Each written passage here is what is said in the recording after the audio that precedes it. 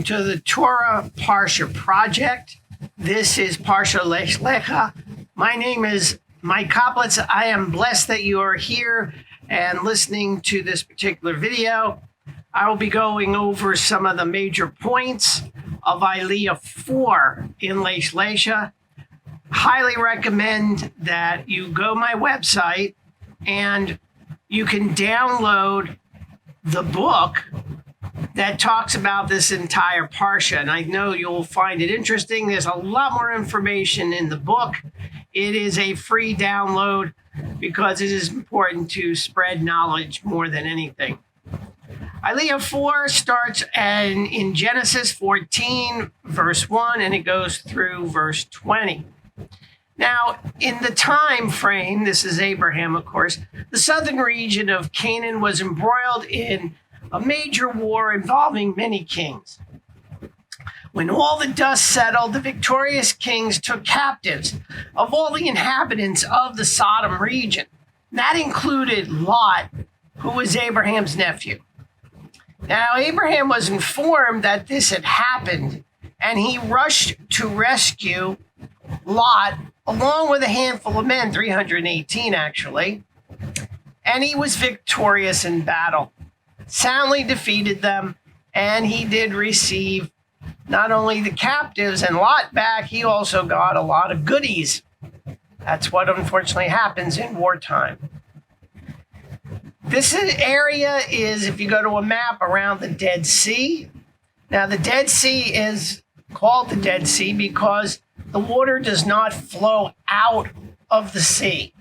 It evaporates, and it leaves salt behind.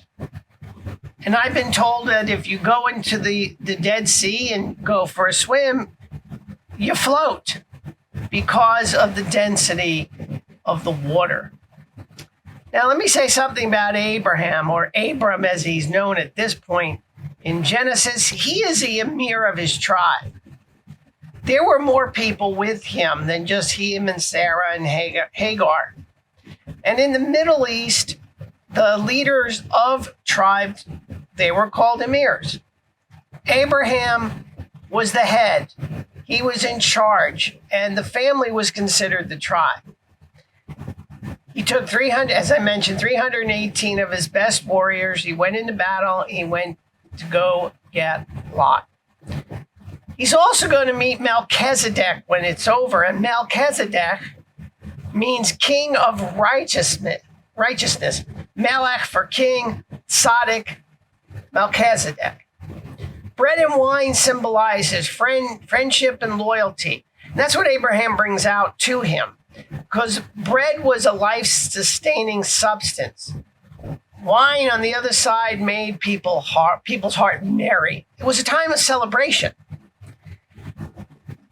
Also, wine was used instead of water, since water was not exactly fresh. You know, and during the rainy season, yes. During the dry season, not so much. Now, being greeted by a ruler of the tribe, this being Melchizedek coming in to see Abram, having bread, salt, and some food, very common. And Melchizedek was a righteous priest. He was also the king of Salem. Salem is the old name for Jerusalem.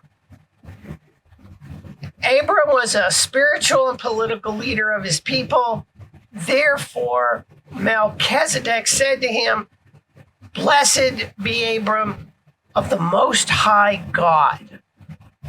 Now, most of the people living in Abram's time knew that there was a higher God than that, and that God was greater than their idols.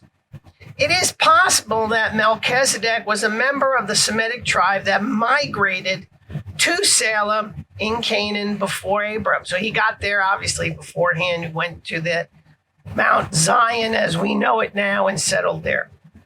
Well, wherever some Semites went in those days, they gained prominence. The descendants of the patriarchs and Lot and Ishmael and Esau all became kings and princes over their own races. Melchizedek may have been a descendant of one of the Babylonian Chalcedon high priests, and probably, or possibly, I should say, a descendant of Abram's. Every city had their own king in Abram's day. There were no nations yet. That didn't happen.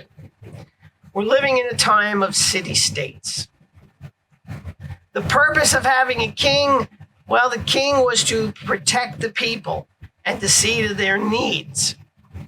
There, of course, were good kings, and there were some really bad kings along the way. Now, if you go into the PDF, the book, you will find all kinds of questions that are raised about this particular Aliyah. You will also find a map in there to show you all these different locations, what Canaan looked like back then, where the princes were. Now, spiritual awareness. Why is this important? Well, when people find pursuing materialism and place comfort above all things, they're ready to sacrifice their freedom and rights. Also, if a group of people are not concerned about their future and just want to live as they're living, when things were easy, they're easy to rule over. You don't have to worry about them. They like what they got.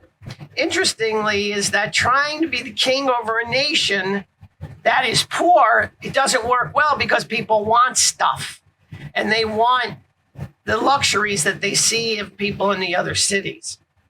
When a person determines that they have built up their own wealth with no help, they will also turn away from God. At least they think they didn't have the Lord with them. If they believe that they are the creator of their own wealth, they're not thankful to the Lord. To them, everything they have it's just because of their personal efforts, not the work of God in any way in their lives. Well, Abram lived in a land that was not his. He wanted peace, and he tried to stay out of the affairs of the cities that were near him. Abram did not want to get involved until he learned Lot was captured during the raid on Sodom. The move to war should only be made if necessary, thus being a last resort.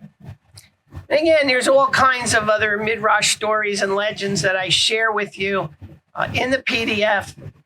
Go to the website, get it. I'll put the website here on the video so you have it. God bless you for listening to this video. I hope it touches you and blesses you in some way as it has me. And as always, Shalom.